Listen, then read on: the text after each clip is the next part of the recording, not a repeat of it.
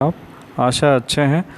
तो हमारा जो चैप्टर जो है सेकंड है ना, सेकंड चैप्टर था ना, सेकंड चैप्टर जो है हम ले रहे तो हम लोग सेकंड चैप्टर देख रहे थे। तो सेकंड चैप्टर में चैप्टर 2 में हमने जो है ये कैपेसिटर इसकी प्रॉपर्टीज़ देख ली थी। ठीक है भाई, ठीक है, कैपेसिटर की प्रॉपर्टीज़ हमने देख ली थी। अब मान लीजिए किसी भी इलेक्ट्रिकल सर्किट में, जैसे 10th क्लास में आपने देखा था कि किसी सर्किट में हमें रेजिस्टेंस बढ़ाना पड़ता है, किसी सर्किट में रेजिस्टेंस कम करना पड़ता है। सिमिलरली कैपेसिटर के केस में भी ऐसे ही होता है। ठीक है, तो ये आज का हमारा जो इसमें टॉपिक है ये है कॉम्बिनेशन ऑफ कैपेसिटेंस। ठीक है भाई, कॉम्बिनेशन ऑफ कैपेसिटेंस। तो ये कॉम्बिनेशन ऑफ कैपेसिटेंस, जो कैपेसिटेंस का जो कॉम्बिनेशन है होता है दो टाइप का होता है। एक होता है सीरीज़ कॉम्बिनेशन, है ना, और दूसरा होता है पैरेलल कॉम्बिनेशन। और सीरीज़ कॉम्बिनेशन और पैरेलल कॉम्बिनेशन यदि अगर दोनों को भी यूज़ करते हैं तो फिर वो थर्ड वाला कहला जाएगा आपका मिक्स कॉम्बिनेशन, यानी कि वो दोनों को यूज़ करते हुए बनाया गया। ठीक है, तो ये बहुत आसान है ये फार्मूला। नॉर्मली जो है आपने क्लास 10th में पढ़ा हुआ था कि यदि अगर रेजिस्टेंस है, मान लीजिए 3 रेजिस्टेंस है, R1 है, R2 है और R3, 3 रेजिस्टेंस है। तो यदि अगर हम इनको सीरीज़ में कनेक्ट करते हैं तो इक्विवेलेंट रेजिस्टेंस कितना होता था, या जो बराबर रेजिस्टेंस मिलता था 1/, यदि अगर मान लीजिए सीरीज़ में लिए हैं तो R equal then R1 plus R2 और प्लस R3 मिला था, याद है ना। आगे चल के ये करंट इलेक्ट्रिसिटी में भी दिया हुआ है, तो आपने तो 10th में वो पढ़ा हुआ है, तो हम उसको थोड़ा सा आगे बढ़ा देंगे। और दूसरा वाला फिर 1/, मान लीजिए यदि अगर पैरेलल में है तो 1/R equal then 1/R1 1/R2 1/R3 होता था। ठीक है भाई, ये याद होगा आपको। तो ऐसा ही जो है ये कॉम्बिनेशन हम लेते हैं इनका। ठीक है भाई, ये जो आपके पैरेलल जो प्लेट्स होते हैं, पैरेलल प्लेट कैपेसिटर है, इनका कॉम्बिनेशन अपन ले सकते हैं। तो ये जो कॉम्बिनेशन होता है ये दो टाइप का है, जैसा आपको बताया था, एक तो सीरीज़ कॉम्बिनेशन और दूसरा पैरेलल कॉम्बिनेशन। तो जैसे आपका सीरीज़ कॉम्बिनेशन में जो कैपेसिटर होंगे वो एक लाइन से लगे रहेंगे। तो आप देख रहे हैं ये कैपेसिटर जो है एक लाइन से लगे हुए हैं। जैसे ये मान लीजिए पहला वाला कैपेसिटर है C1, ये दूसरा कैपेसिटर है C2, तीसरा मान लीजिए C3 कैपेसिटर। ऐसे ही हम n कैपेसिटरों को भी जॉइंट कर सकते हैं। तो इसके लिए जो हमें पर्टिकुलर फार्मूला निकालना रहेगा कि मान लीजिए पहले वाला एक कैपेसिटर C1 है, दूसरा C2 है, तीसरा वाला C है। तो यदि अगर हम इनको चार्जिंग करते तो इसके एक प्लेट पे क्या हो जाएगा, पॉजिटिव चार्ज आएगा, तो दूसरे पे नेगेटिव आएगा। इसके बाद फिर दूसरा वाला ले रहे हैं तो उस पर पॉजिटिव चार्ज, तो उसके बाजू वाले पे नेगेटिव चार्ज। आपको मालूम है ना, ऐसे प्लेटों से ये दे सकते हैं। तो इस तरीके से मान लीजिए यदि अगर ये एक लाइन से अगर मान लीजिए इस तरीके से कैपेसिटर जुड़े हुए हैं, है ना। कैपेसिटर का सिंबल तो आपको मालूम है, इस तरीके का दो प्लेटों के माध्यम से इसका सिंबल बताया जाता है। और यदि अगर मान लीजिए कि ये अगर मैं यहाँ से इस तरीके से बता दूँ तो ये वेरिएबल कैपेसिटर होता है। वेरिएबल कैपेसिटर मतलब वो वेरिएशन उसमें हो सकता है, यानी उसकी वैल्यू बदल सकती है। ठीक है भाई, तो इसमें अब हम पहले वाला जो फार्मूला देखते हैं। यदि अगर मान लीजिए इस तरीके से कैपेसिटर है और वो सीरीज़ में, यदि अगर है सीरीज़ में कनेक्टेड है, तो उनका इक्विवेलेंट कैपेसिटेंस कितना होगा। ठीक है भाई, तो पहला वाला कैपेसिटर इन सीरीज़, तो मान लीजिए कि हमारे पास 3 कैपेसिटर है। एक कैपेसिटर C1 है, दूसरा कैपेसिटर C2 है और एक तीसरा कैपेसिटर मान लीजिए C3 है। तो एक कैपेसिटर C1 ले लिया, एक C2 ले लिया और C3 ले लिया। तो n नंबर ऑफ कैपेसिटर्स के लिए भी फार्मूला लागू हो जाएगा। तो मान लीजिए यदि अगर ये इसको पॉजिटिव चार्ज है, इस पे नेगेटिव है, ये पॉजिटिव है और ये वाला नेगेटिव है, जैसा भी अपन ने देखा था, पॉजिटिव है और ये नेगेटिव है। तो ये एक ही टर्मिनल, मान लीजिए जैसे हमने ले लिया A और B, ये 2 टर्मिनल है, तो एक लाइन से ये लगे हुए हैं। अब जैसा आपने पहले 10th क्लास में देखा हुआ था कि यदि अगर मान लीजिए कि जो रेजिस्टेंस थे वो इस तरीके से एक लाइन से लगे हुए थे, तो उस केस में क्या होता था, उनमें करंट जो है ये सेम होता था। आपको याद होगा सीरीज़ वाले में करंट सेम होता था। तो इसमें भी यही बात होगा, इस वाले में भी जो करंट है वो क्या होगा, ये करंट जो है ये सेम होगा। तो करंट सेम होगा, तो करंट सेम होगा का मतलब क्या है भाई, यहाँ करंट ना हो के क्या है, यहाँ पे चार्ज है। ठीक है भाई, यहाँ पे करंट ना हो के क्या है, चार्ज है। तो करंट ना हो के चार्ज है, इसलिए क्या हो जाएगा यहाँ पे कि भाई चार्ज सेम हो जाएगा। तो यदि अगर मान लीजिए कैपेसिटर अगर सीरीज़ में है तो उस केस में क्या हो जाएगा, जो चार्ज है, जो चार्ज ले रहे हैं, चार्ज क्या है, ये सेम है। तो इसका मतलब अगर चार्ज सेम है तो वोल्टेज क्या है, अलग अलग है, वोल्टेज जो है इसमें डिफरेंट होंगे भाई। ठीक है, तो यदि अगर वोल्टेज की बात करें तो मान लो ये वाला जो कैपेसिटर है इसमें वोल्टेज V1 है, दूसरा वाला जो है ना, उसमें वोल्टेज V2 है, और ये जो तीसरा वाला लिया इसमें मान लीजिए वोल्टेज क्या है, V3 है। क्लियर है ना। तो जैसे पहले हम करते थे सेम वैसे ही अभी भी ले सकते हैं। तो हम टोटल वोल्टेज यदि अगर लेंगे, मान लीजिए V इक्वल देन तो V1 प्लस V2 और प्लस क्या होगा V3, ये हमको पता लगाना रहेगा। तो सिंपल जो है C equal than Q by V का फार्मूले का हम यूज़ कर सकते हैं। ठीक है भाई। तो यहाँ पे आपका जो टोटल वोल्टेज है V equal than V1 V2 और V3 मिल गया। फिर आपको मालूम है बट है ना, वी नो जो कैपेसिटेंस C इक्वल देन क्या होता है, Q बाय V होता है। तो यदि अगर यहाँ पे V1 है तो देयरफॉर फर्स्ट वाले कैपेसिटर का कैपेसिटेंस C1 है, चार्ज मान लीजिए Q है और वोल्टेज मान लीजिए V1 है, तो देयरफॉर V1 इक्वल देन कितना हो जाएगा, V1 इक्वल देन यहाँ से हो जाएगा V1 यहाँ चला जाएगा तो Q बाय क्या होगा, C1 होगा। ठीक है भाई। तो ये एक मान लीजिए। सिमिलरली दूसरा भी ले लेंगे तो दूसरा के लिए भी वही बात लागू हो जाएगी। तो V2 equal than Q bye क्या हो जाएगा, यहाँ से C2 हो जाएगा सेकेंड। ऐसे थर्ड वाला ले लेंगे तो V3 equal than Q bye क्या होगा, यहाँ से C3 हो जाएगा। ठीक है भाई। तो इसकी वैल्यू को यहाँ पर रख देते हैं, पुट द वैल्यू, है ना। तो यहाँ से पुट द वैल्यू यदि अगर यहाँ पे रख देते हैं तब यहाँ क्या होगा, V इक्वल देन यहाँ से V1 की वैल्यू क्या है, Q बाय C1 है, और यहाँ से Q बाय क्या है, C2 है, प्लस Q बाय क्या है, C3 है। ठीक है भाई। तो अब यहाँ से Q को कॉमन ले लीजिए तो ब्रैकेट के अंदर बचा 1 बाय C1, 1 बाय C2 और 1 बाय C3 बच गया। अब यहाँ से इसको ट्रांसफ़र कर दीजिए तो V बाय जो Q है बराबर हो जाएगा 1 बाय C1, 1 बाय C2 और 1 बाय कितना, C3। ठीक है भाई। अब यहाँ पे V बाय जो आपका Q दिया है तो फिर से आप यहाँ पे यदि अगर टोटल जो आपने यदि अगर कैपेसिटर लिए हुए हैं उनका सबका यदि अगर कैपेसिटेंस C मान लिया, टोटल चार्ज Q मान लिया और टोटल वोल्टेज V मान लिया, है ना, तो जो तीनों कैपेसिटर है उनको रिप्लेस कर सकते हैं एक बड़े वाले कैपेसिटर से जिसमें टोटल चार्ज Q मानेंगे और वोल्टेज क्या मानेंगे, V मानेंगे। तो यहाँ से आप देख रहे हैं C equal than Q by V, तो यहाँ पे V बाई Q बराबर क्या हो जाएगा, 1 बाय C। तो 1 बाय C बराबर क्या होगा, 1 बाय C1, 1 बाय C2 और 1 बाय क्या होगा, C3। क्लियर है। इस तरीके से फार्मूला का डेरिवेशन होगा। अब इसमें आप एक चीज़ का और ध्यान दें कि जो आपका पर्टिकुलर फार्मूला है ये आपका ध्यान दें 1 by C equal than 1 by C1, 1 by C2 और प्लस क्या है 1 बाय C3 है। तो ये जो है ये फार्मूला बिल्कुल अलग मिलता है ना। किससे अलग मिलेगा, जो रेजिस्टेंस का केस होता है। रेजिस्टेंस में ध्यान दें कि रेजिस्टेंस अगर सीरीज़ में होते हैं तो उस केस में इक्विवेलेंट रेजिस्टेंस कितना होता है, 1 बाय R इक्विवेलेंट मान लीजिए, तो ये होता है आपका, है ना, सीरीज़ में R1 प्लस R2 और प्लस R3। ठीक है भाई, है ना, ये ऐसा होता है। जबकि कैपेसिटर के केस में उल्टा होता है। तो इस चीज़ का ध्यान रखें क्योंकि फार्मूला लगाने के दौरान बच्चे अक्सर इसमें गड़बड़ कर देते हैं। ठीक है भाई। तो ज़रूर ध्यान रखें। आपका इनका डेरिवेशन तो नहीं पूछता, लेकिन जो है वो कैपेसिटेंस किस तरीके से किसी सर्किट में जुड़े हुए हैं उसके से रिलेटेड जो है न्यूमेरिकल्स क्वेश्चन जो है ज़रूर पूछता है। ठीक है भाई। ख़ास तौर पे ये ब्रिज टाइप वाले जो हैं ये पूछते हैं इसमें। तो आप जो है इनके प्रैक्टिस जो है ज़रूर करें, है ना, या हम आपको बाद में बताएंगे। ठीक है भाई। तो दूसरा टाइप का कॉम्बिनेशन है कैपेसिटर इन पैरेलल कॉम्बिनेशन। जो कैपेसिटर है वो पैरेलल में है। तो पैरेलल वाले में कैसा हो जाएगा कि जो आपके जो कैपेसिटर है वो पैरेलल में लगे हुए होंगे। तो आपको याद होगा 10th क्लास में आपने देखे थे रेजिस्टेंस इस तरीके से ये लगे हुए थे। ठीक है भाई। तो इस वाले में क्या हो रहा है कि एक ये जो पॉइंट ले लिया, ये पॉइंट दोनों कॉमन हो रहा, मान लो A और B कॉमन हो, और यहाँ से बहुत सारी जो है पाइप्स जैसा समझ सकते हैं कि पाइप जो है 3 पार्ट में, एक पाइप है पानी मान लीजिए एक पाइप से 3 पार्ट में डिवाइड हो रहा। इसी तरीके का इसको भी अपन समझ सकते हैं। तो ये वाला कॉम्बिनेशन कहलाता है पैरेलल कॉम्बिनेशन।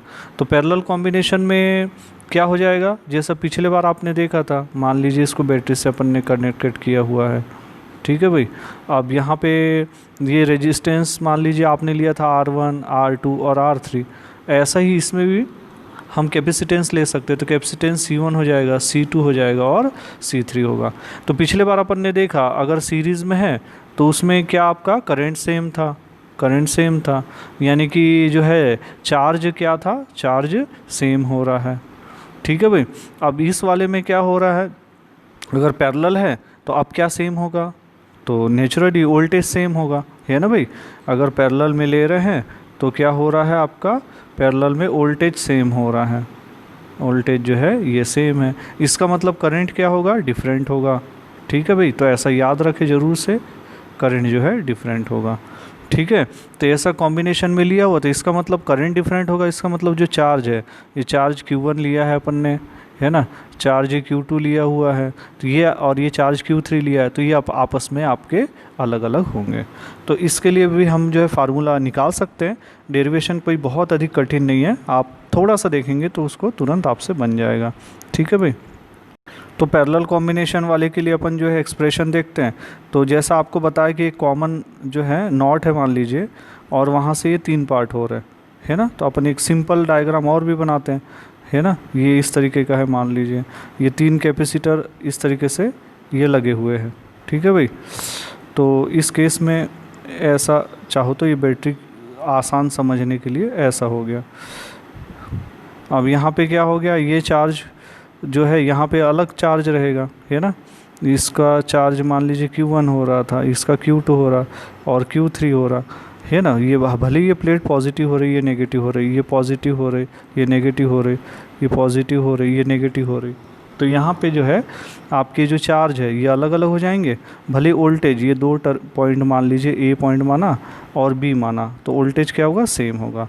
तो वोल्टेज अगर अपन लेते हैं तो वोल्टेज है ना, लेट वोल्टेज मान लीजिए V हो रहा, और जो यहाँ पे करंट था, पिछले बार करंट लिए थे अपन ने रेजिस्टेंस में, तो इसमें चार्ज लेंगे। तो मान लीजिए मैं टोटल चार्ज की बात करता हूँ, है ना, टोटल चार्ज। तो टोटल चार्ज यदि अगर करंट यहाँ से गया था ना I, है ना, तो मान लीजिए ये चार्ज हो रहा है इसमें। तो चार्ज, टोटल चार्ज अगर Q माने तो ये Q क्या होगा, Q1 और Q2 और प्लस क्या हो जाएगा, Q3 के बराबर होगा, होगा कि नहीं। तो बहुत सिंपल फार्मूला है। फिर आपको फिर से अगेन जो फार्मूला आप यूज़ करते हैं, C इक्वल देन क्या होता है, Q/V होता है। चूँकि यहाँ पे Q की वैल्यू निकालना है तो Q बराबर कितना हो जाएगा यहाँ से, C × V। तो और आसान हो गया अब तो यहाँ इसीलिए Q1 वाले के लिए लेते हैं, तो यहाँ पे हो जाएगा C1 कैपेसिटेंस और वोल्टेज तो सेम है। ऐसा ही Q2 लोगे तो यहाँ से हो जाएगा C2 और V। ऐसा ही यदि अगर आप Q3 लोगे तो हो जाएगा C × V, है ना, V तो सेम है, C3 × V, ठीक है भाई।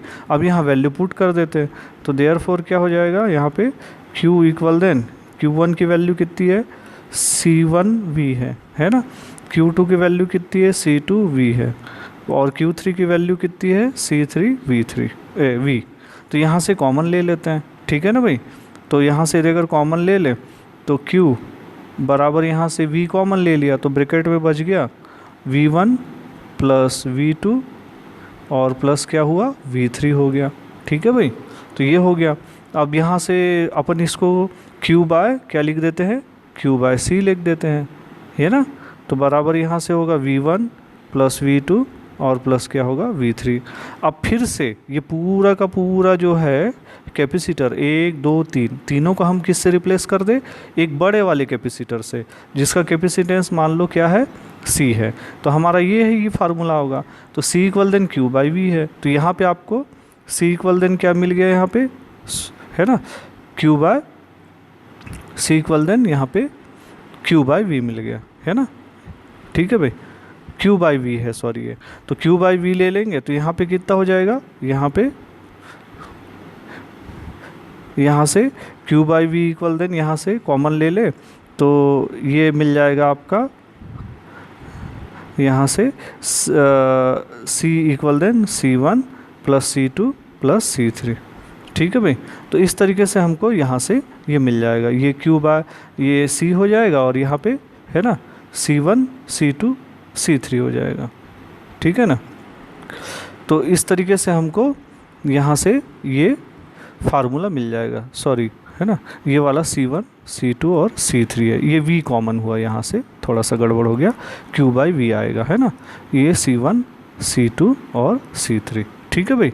तो इस तरीके से हम देख ले, यदि अगर कि पैरेलल में यदि अगर ले तो अब उसका इक्विवेलेंट रजिस्टेंस कितना हो रहा, C1 C2 और C3 हो रहा, ठीक है। तो ये रेजिस्टेंस वाले से बिल्कुल अलग है, इसमें भी ध्यान दे, रेजिस्टेंस वाले से बिल्कुल अलग है। रेजिस्टेंस वाले में आप देखते हैं तो पैरेलल कॉम्बिनेशन में यदि अगर रेजिस्टेंस होते हैं, आपने देखा है 10th क्लास में, तो 1/R इक्वल देन होता है 1/R1, 1/R2 और 1/R3। और लेकिन वही यदि अगर कैपेसिटर जो है वो अगर पैरेलल में लगे हैं, पैरेलल में अगर लगे हैं, तो उस केस में कितना हो रहा है यहाँ से C equal than C1 C2 और C3, यानी इस केस में कैपेसिटेंस ज़्यादा होता है। तो आप ये ध्यान दें कि ये इनके अपोजिट होते हैं इनके फार्मूले, इसलिए गड़बड़ नहीं करना, क्योंकि क्वेश्चन सर्किट डायग्राम की इनके भी आते हैं और इनके भी आते हैं। तो अगर आपने फार्मूला अगर उल्टा लगा दिया तो फिर आप तो क्वेश्चन को सॉल्व कर ही नहीं पाओगे। तो आप ज़रूर से ध्यान दें कि आप एक चीज़ को, जैसे सीरीज़ में आपने पहले 10th में पढ़ा था कि जब रेजिस्टेंस लगे होते हैं तो वो आपस में जुड़ जाते हैं, तो इसका अपोजिट जस्ट याद रख ले आप कि कैपेसिटेंस के केस में 1/, होता है, और इसमें आप 1/, होता था, तो इसमें आप डायरेक्ट याद रख ले, ठीक है भाई। तो गड़बड़ होने की कोई भी चांसेस नहीं रहेंगे, ठीक है। उसके बाद में एक और छोटा टॉपिक इसमें बच रहा है ना, तो अपन आज उसको भी देख लेते हैं, तो आपका ये चैप्टर कंप्लीट हो जाएगा। और वो है आपका एनर्जी स्टोर्ड इन कैपेसिटर। तो ये भी इम्पॉर्टेंट फार्मूला मिलता है, और एनर्जी है ना स्टोर्ड इन कैपेसिटर, कैपेसिटर में कितनी एनर्जी स्टोर होगी, तो ये एक बहुत महत्वपूर्ण फार्मूला मिलता है, क्योंकि ये जो है ये फार्मूले का काफ़ी जगह जो है डायरेक्ट यूज़ होता है ना। तो कितना एनर्जी स्टोर होगा, तो ये जैसे आप जानते हैं, जैसे काइनेटिक एनर्जी किसी बॉडी में अगर हम बोले स्टोर होगा तो 1/2 mv² होता है, पोटेंशियल एनर्जी बोले तो mgh होता है। तो ऐसा ही अगर कैपेसिटर के लिए बोलते हैं तो एनर्जी स्टोर इन कैपेसिटर में ये कहलाती है आपको इलेक्ट्रोस्टैटिक, है ना, पोटेंशियल एनर्जी हम इसको कहते हैं, ठीक है भाई। और ये होती है यहाँ से 1/2 Q²/C, और हम दूसरे फॉर्म में भी ले सकते, वो 1/2 है ना, और CV², ये भी एक फॉर्म मिलता है हमको, ठीक है। तो इस तरीके से हमको ये मिलता है, ठीक है भाई। तो ये जो है, जो इसके फॉर्म है, ये फार्मूला है, ये काफ़ी महत्वपूर्ण है, क्योंकि काफ़ी जगह में जो है इसका यूज़ होता है और काफ़ी इम्पोर्टेंट फार्मूला है। तो इसके लिए मान लीजिए हमारे पास इस तरीके से एक पैरेलल प्लेट कैपेसिटर है, मान लीजिए। अब पैरेलल प्लेट कैपेसिटर में मान लीजिए प्लेट 1 और प्लेट ये 2 ली हुई है। अब यदि अगर मान लीजिए इस प्लेट से, है ना, इसको चार्ज दिया जाता है ना, तो यदि अगर मान लीजिए इसको चार्ज दिया जाता है तो क्या हो जाएगा, ये वाले प्लेट से इस प्लेट में यदि अगर चार्ज आता है तो इसमें क्या हो जाएगा आपका, ये प्लस चार्ज स्टोर होना स्टार्ट होगा। तो नेचुरली अगर इस पे प्लस चार्ज स्टोर होता है तो इस और पे क्या हो रहा है आपका, नेगेटिव चार्ज हो जाएगा, ठीक है ना भाई, ये ऐसा ही होता है। तो हम चाहो तो ये भी समझ ले कि भाई इलेक्ट्रिक फील्ड इस तरीके से हो जाएगा। अब क्या होगा, शुरू में जब ये प्लेट पे यदि अगर मान लीजिए कोई भी चार्ज है नहीं है, नो चार्ज, यानी कि टाइम हमने लिया t=0 पे, कोई भी चार्ज नहीं है। लेकिन जैसे जैसे मान लीजिए 1 चार्ज आया, 2 चार्ज आया या 3 चार्ज, इस तरीके से चार्ज आते, तो अब क्या होगा, अब यदि अगर इस पे पहले से चार्ज स्टोर है मान लीजिए, और आप यहाँ से कोई चार्ज को लाके यहाँ स्टोर करना चाहते हैं, तो ये जो फील्ड यहाँ पे होगा उसके अगेंस्ट में वर्क करना पड़ेगा। तो ये जो अगेंस्ट में वर्क है वही वर्क क्या कहलाता है, store in the form of, है ना, इलेक्ट्रोस्टैटिक पोटेंशियल एनर्जी। तो यही जो है इलेक्ट्रोस्टैटिक पोटेंशियल एनर्जी के जो फॉर्म में ये स्टोर होता है, ठीक है भाई। तो ये कंसेप्ट सेम उसी टाइप का है, जैसे आपका मान लीजिए एक आपने स्प्रिंग लिया हुआ है, और यदि अगर आप उसको जो है स्ट्रेचिंग करते हैं तो उसमें क्या हो जाएगी, एनर्जी स्टोर हो जाएगी, है ना, ठीक है। तो सेम ऐसा ही इसमें भी हो जाएगा। तो इस तरीके से हम एक इंटरमीडिएट सिचुएशन ले लेते हैं। एक तो आपने t=0 पे लिया था, तब तो नो चार्ज था, और यदि अगर एक इंटरमीडिएट सिचुएशन ले लेते हैं तो इंटरमीडिएट सिचुएशन में मान लीजिए कि बीच में जो चार्ज स्टोर हुआ, ये प्लस वाले पे प्लस Q डैश हो गया और माइनस वाले पे क्या हो गया, जो है माइनस क्यू डैश हो गया। ठीक है, अब मान लीजिए थोड़ा चार्ज है ना, पहले हम स्टोर मानते हैं डेल क्यू डैश चार्ज जो है यहाँ से लेकर यहाँ तक के स्टोर हो रहा, और टोटल चार्ज जो स्टोर हुआ, टोटल चार्ज मान लीजिए इसी तरीके से स्टोर होते होते कितना हो गया, क्यू चार्ज हो गया। तो हम ओवरऑल इंटीग्रेशन करके या समेशन करके ये निकाल सकते हैं कि भाई इस काम को करने में कितनी टोटल इलेक्ट्रोस्टैटिक एनर्जी जो है वो जो है होगी, और साथ में कितना जो है चार्ज यहाँ पे स्टोर होगा। ठीक है, तो इसके लिए एक्सप्रेशन अपन देख सकते हैं। ठीक है भाई, तो हम इसके लिए एक्सप्रेशन देखते हैं, electrostatic energy stored in a capacitor. तो ये मान लीजिए जैसे हमने कैपेसिटर लिया हुआ था, अब आपको जैसे मैंने बताया था कि इस पे जो है चार्ज क्या हो जा रहा है, ये प्लस क्यू है ना। तो यहाँ से यदि अगर यहाँ तक के मान लीजिए एक इंटरमीडिएट सिचुएशन पे डेल क्यू डैश चार्ज जो है ट्रांसफ़र हो रहा है, और टोटल चार्ज की बात अपन करी थे, तो टोटल चार्ज अपन ने क्या ले लिया, टोटल चार्ज यहाँ पे क्यू स्टोर हो गया। तो ये आपको बहुत सिंपल ढंग से जैसे मालूम है कि भाई वर्क डन है ना, तो हम ले कि भाई जो स्मॉल वर्क डन होगा वो कितना होगा, हम पहले कैलकुलेट कर लें और उसके बाद में टोटल का समेशन कर दें तो ये निकल जाएगा। तो स्मॉल वर्क डन मान लीजिए डेल डब्लू हो रहा है, तो आपको ये तो मालूम है कि भाई ये जो है work done equal than force into क्या होता है, यहाँ पे डिस्प्लेसमेंट के लिए ले लेते हैं, फोर्स इंटू मान लीजिए डिस्प्लेसमेंट या डी के फॉर्म में है। तो यहाँ पे जो है आपका फोर्स का तो नहीं, लेकिन आपका ये पोटेंशियल के टर्म्स में तो वो फार्मूला आपका काम आ सकता है। तो ये आपको मालूम है V equal than W by क्या होता है, Q होता है। तो यहाँ से Q के लिए ले सॉरी W के लिए ले लें, तो W इक्वल देन मान लीजिए यहाँ से कितना हो रहा है V, तो यहाँ पे पोटेंशियल हो गया, और ये जो अपन ने इंटरमीडिएट स्टेट लिए थे डेल क्यू डैश अपन ये मान लेते हैं। ठीक है भाई, तो इसके फॉर्म में हमको मिल जाएगा। तो यहाँ पे V into del q dash हो गया, और यहाँ पे जो है डेल क्यू फार्मूला हो जाएगा। तो अब हमको जो है ये टोटल जो कैपेसिटेंस है ना, कैपेसिटेंस के टर्म्स में लेना है। तो कैपेसिटेंस C इक्वल देन आपका क्या होता है, Q बाय जो है आपको मालूम है कि V होता है।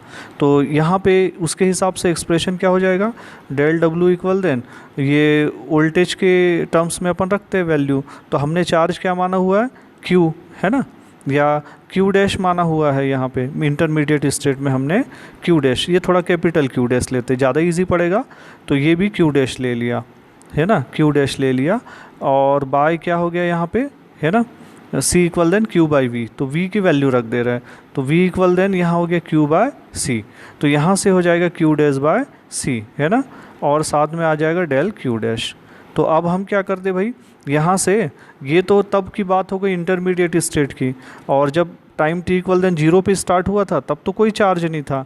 अगर फुल टाइम ले ले, टाइम t इक्वल देन मान लीजिए t या t dash equal than t time पे टोटल चार्ज कितना स्टोर हुआ, तो इसके लिए हमें क्या करना पड़ेगा, ऐसे ही टोटल वर्क डन भी निकल जाएगा 0 से लेकर डेल डब्लू तक। तो ये डेल डब्लू टोटल वर्क हो गया, और ऐसा ही यहाँ से भी अपन ले लेते हैं कि भाई समेशन या टोटल वर्क डन कितना हुआ, तो Q डैश और यहाँ पे हो गया C, और यहाँ पे डेल Q डैश हो गया। ठीक है ना भाई, क्लियर है ना, ठीक है। तो इस तरीके से आपको मिल जाएगा। अब हम इसको थोड़ा सा सॉल्व करें तो इंटीग्रेशन के फॉर्म में हम ले लेते हैं। ठीक है, तो इंटीग्रेशन के फॉर्म में यदि अगर लेते हैं तो टोटल वर्क डन मान लेते हैं, इसको DW माना 0 से लेकर W वर्क तक का, और यहाँ पे भी इंटीग्रेशन ले लें तो यहाँ पे हमें क्या मिला था, यहाँ पे अभी जो फार्मूला Q डैश और C मिला था, और क्या मिला था, डेल है ना Q डैश है ना, ऐसा एक्सप्रेशन हमको मिल गया था। ठीक है भाई, तो अब हम इसको सॉल्व कर लेते हैं। तो आपको मालूम है जो फार्मूला होता है इंटीग्रेशन का फार्मूला, तो यहाँ से जो है ये मालूम है कि यदि अगर x और dx का अगर इंटीग्रेशन है तो xn+1 xn है और n+1 होता है, तो यही चीज़ हम यहाँ यूज़ करते हैं।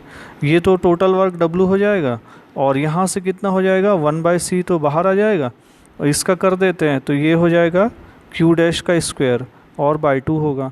और इसकी लिमिट मान लीजिए जब टाइम t इक्वल देन 0 था तो 0 चार्ज था, और फुल चार्ज होने पे टोटल चार्ज कितना हो गया, Q हो गया, तो इसकी लिमिट हो जाएगी 0 से Q। तो ये वैल्यू पुट कर दीजिए, तो ये होगा 1/c, और यहाँ से कितना हो गया Q जो है यहाँ पे Q डैश की जगह Q रख दीजिए, तो Q स्क्वायर बाई 2 होगा और -0। तो कहने का मतलब है ये हो जाएगा क्यू स्क्वायर बाय 2c, या इसको ऐसा भी पढ़ा जाता है 1/2 क्यू स्क्वायर बाय c। तो ये बहुत एक इम्पॉर्टेंट फार्मूला है। और दूसरा आपको मालूम है, इसको अगर हम मॉडिफाइड करें, है ना, चेंज करें, तो यहाँ पे आपको मालूम है c इक्वल देन क्या होता है, q बाय v होता है। तो हम उसके टर्म्स में रख दें तो q equal than C V होगा। तो अब यही जो वर्क डन है वो किसके फॉर्म में स्टोर होता है, इलेक्ट्रोस्टैटिक पोटेंशियल एनर्जी के फॉर्म में।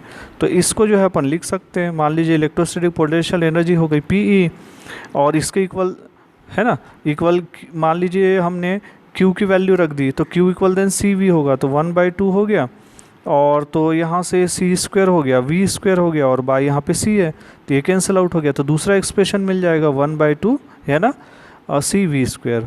ठीक है भाई, ऐसे ही हम दूसरा वाला भी v और q के टर्म्स में भी अपन यहाँ पे लिख सकते हैं। ठीक है भाई, तो v और q के टर्म्स में आप रखेंगे तो यहाँ पे c की जगह q बाई वी रख दीजिए, तो ये क्या हो जाएगा, यहाँ पे इसको भी थोड़ा सॉल्व कर ही ले। तो यहाँ पे एक और formula potential energy p equal than 1/2, और यहाँ पे c की जगह रख दे, तो q स्क्वायर वैसे ही रहने दीजिए, और c की जगह क्या आ जाएगा, q बाय v आ जाएगा। तो ये v ऊपर चला जाएगा, ये एक कैंसिल आउट हो जाएगा, तो q और v होगा। तो इस तरीके से आपको ये तीन एक्सप्रेशन मिलेंगे 1/2 QV। तो ये बहुत इंपॉर्टेंट फार्मूला है, क्योंकि इसका जो मेनली आपका यूज़ है, जो इलेक्ट्रोमैग्नेटिक वेव्स होती हैं उनके दौरान आपका यूज़ होता है। इलेक्ट्रोमैग्नेटिक वेव में जो एनर्जी होता है वो इलेक्ट्रोस्टैटिक फॉर्म्स में कैपेसिटर में जो है वो स्टोर होती है, और रिलीज होती है इन द फॉर्म ऑफ, है ना, आपका जो कॉइल होती है, इंडक्टेंस कॉइल होती है उसमें। तो इस तरीके से एनर्जी का जो है आपका ऑसिलेशन या जो है वो कंजर्वेशन के बेस पे एक फॉर्म से दूसरे फॉर्म में चेंज होते रहता है। जैसा एक स्प्रिंग होता है ना, तो आपको इसको कहा जाता है एलसी ऑसिलेशन। तो आपको एक ये जो इलेक्ट्रोमैग्नेटिक वेव चैप्टर है उसमें आप में डिटेल में बताएंगे। अभी आप फ़िलहाल तो इस जो एक्सप्रेशन है इसको ज़रूर ध्यान दें, इसके प्रैक्टिस कर लें, और प्रैक्टिस करके देखें, है ना, कि भाई आपको जो है कहाँ प्रॉब्लम जाती है। अगर प्रॉब्लम जाती है तो आप ज़रूर जो है बता दें उसके, है ना। ठीक है, तो ये आपका यहाँ से एक्सप्रेशन मिलेगा। ऐसा ही हम इसी में एक जो एनर्जी डेंसिटी कहलाती है, ये फार्मूला भी हम निकाल सकते हैं। तो एनर्जी डेंसिटी में मान लीजिए जैसे आपने ये कैपेसिटर लिया हुआ है, तो कैपेसिटर के लिए जो आपने पहले फार्मूला लिया हुआ था, तो वो क्या लिया था, कैपेसिटेंस के लिए क्या फार्मूला आपने लिया था, ये लिया था C इक्वल देन, है ना, ये मिला था एप्सिलॉन नॉट A बाय आपने ये D लिया था। ठीक है, अभी यहाँ पे जो एनर्जी है, मान लीजिए इलेक्ट्रोस्टैटिक पोटेंशियल एनर्जी हम जो अभी जो निकाले थे 1/2, है ना, और ये क्या निकाला था, Q स्क्वायर, है ना, और बाय C अपन ने ये निकाला हुआ।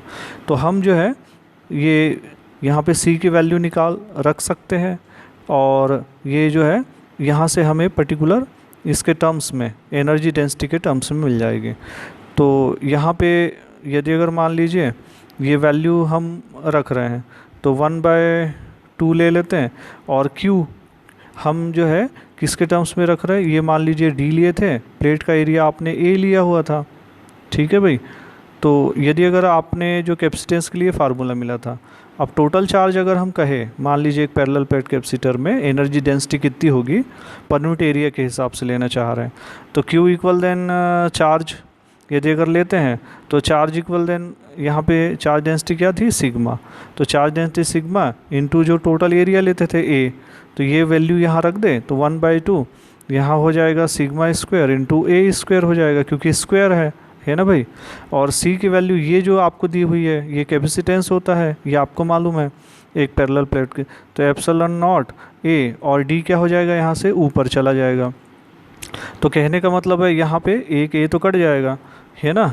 तो इस तरीके से हमको यहाँ से क्या मिलेगा, E इक्वल देन 1/2 और सिग्मा स्क्वायर, है ना, और A D by epsilon not. अब यहाँ से A इंटू D एक तरीके से वॉल्यूम को बता रहा है, तो E है ना बाय A इंटू D कर देते हैं, तो पर यूनिट वॉल्यूम में एनर्जी डेंसिटी कितनी हो जाएगी, 1/2, है ना। यहाँ से हो जाएगा ठीक है भाई, sigma square by epsilon not. ठीक है भाई, तो इस तरीके से यहाँ पे इतनी एनर्जी डेंसिटी हमको मिलेगी। तो ये आप ध्यान दें, है ना, एप्सिलॉन नॉट बाय, है ना, 1/2 है ना, epsilon not by sigma square, ये इसमें इसके ऊपर मिलेगी। ठीक है, तो इस तरीके से हमें ये एनर्जी डेंसिटी मिलती है। ठीक है, तो यहाँ पे जो आपका फार्मूला मिल गया, यहाँ पे 1/2 है ना, ये जो sigma square by epsilon not है, तो हम इसको जो है एनर्जी डेंसिटी, है ना, इसके फॉर्म में भी लिख सकते हैं। यहाँ पे हमने पोटेंशियल इलेक्ट्रोस्टैटिक एनर्जी जो है हमने किस से बता दिया, ई से बताया। आप थोड़ा सा कन्फ्यूज़न कम हो तो यू से बता दे तो ज़्यादा अच्छा होगा, तो यू से बता दिया। मान लीजिए हमने इसको यू से बता दिया, क्योंकि हम जो ई को इलेक्ट्रिक फील्ड से बताना चाहते हैं। तो मान लीजिए हम इलेक्ट्रिक फील्ड के टर्म्स में एनर्जी डेंसिटी को बताना चाहते हैं कि इलेक्ट्रोस्टैटिक पोटेंशियल एनर्जी कितनी होगी। तो आपको मालूम है कि ये वाले जो पैरेलल प्लेट कैपेसिटर के लिए जो इलेक्ट्रिक फील्ड कितना था, सिग्मा बाय कितना निकल गया था यहाँ से, एप्सिलॉन नॉट, ये निकल गया था। आपको याद है पैरेलल प्लेट कैपेसिटर के लिए जो इलेक्ट्रिक फील्ड होता था इन बिटवीन जो लेते थे वो निकलता था सिग्मा बाय एप्सिलॉन नॉट। तो ये वैल्यू हम यहाँ रख देते हैं, तो यहाँ पे कितना हो जाएगा तब, u इक्वल देन हो जाएगा यहाँ से 1/2 सिग्मा स्क्वायर की वैल्यू लेते हैं, तो ये इसको इधर ट्रांसफ़र कर देते हैं, तो ये हो जाएगा यहाँ से ई स्क्वायर हो जाएगा, और हो जाएगा ई स्क्वायर और एप्सिलॉन नॉट का स्क्वायर हो जाएगा, और पहले से एक एप्सिलॉन नॉट बचा हुआ है, तो यहाँ से जो है ये कैंसिल आउट कर दीजिए। तो एनर्जी डेंसिटी वास्तव में कितनी हो गई, इलेक्ट्रोस्टैटिक जो पोटेंशियल एनर्जी हो गई 1/2 इलेक्ट्रिक फील्ड के टर्म्स में एप्सिलॉन नॉट और ई स्क्वायर हो गई पर यूनिट वॉल्यूम के हिसाब से। तो ये क्लियर है भाई, इस तरीके से इतनी एनर्जी डेंसिटी जो है ये इलेक्ट्रोस्टैटिक पोटेंशियल में जो पैरेलल प्लेट कैपेसिटर में इसमें स्टोर होती है। तो इसको एक्सप्रेशन को बहुत ध्यान से देखें, बाद में चल के आप जो है कॉइल के लिए भी देखते हैं तो उसमें भी एनर्जी स्टोर होती है, तो वो 1/2 Li स्क्वायर होती है, ये ध्यान दें अच्छे से। और इस तरीके से चार्ज का ऑसिलेशन होते रहता है, और जो मेन जो इसका यूज़ होता है ये इलेक्ट्रोमैग्नेटिक वेव में होता है, EM वेव में। तो मैंने आपको बताया कि उस समय तो हम आपको इस चैप्टर को डिटेल में पढ़ाएंगे। तो इस तरीके से आपका ये चैप्टर कंप्लीट होता है, आप इसकी अच्छे से प्रैक्टिस कर लीजिए, और अगर कहीं पे दिक्कत जाती है तो आप जो है ये मेरा जो पर्टिकुलर व्हाट्सएप नंबर है इस पे कमेंट्स करके शेयर कर दे कि कहाँ पे आपको दिक्कत हो रही। ओके भाई, बाय।